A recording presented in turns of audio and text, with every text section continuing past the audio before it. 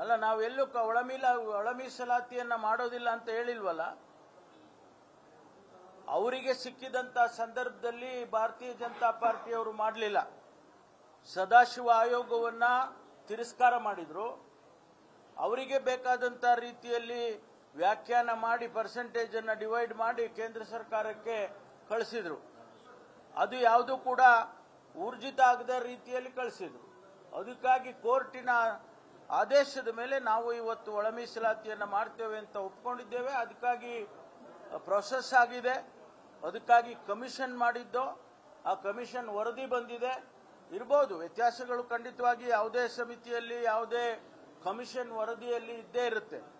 ಆದರೂ ಕೂಡ ಸರ್ಕಾರ ಇವತ್ತು ಒಮ್ಮತವಾಗಿದೆ, ನಿರ್ಧಾರ ಮಾಡ್ತೇವೆ. ಯಾಕೆಂದ್ರೆ ಚುನಾವಣೆಗೆ ಮೊದಲು 27ನೇ ತಾರೀಕು ನಾವು ಸ್ಪೆಷಲ್ ಮೀಟಿಂಗ್ ಕರೆದಿದ್ದೋ ಕ್ಯಾಬಿನೆಟ್.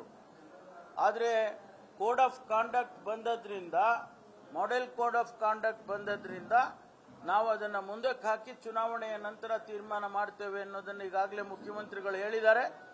ಯಾರಿಗೂ ಅನ್ಯಾಯ ಆಗೋದಿರೋ ರೀತಿಯಲ್ಲಿ ಅದನ್ನ ಮಾಡ್ತೇವೆ.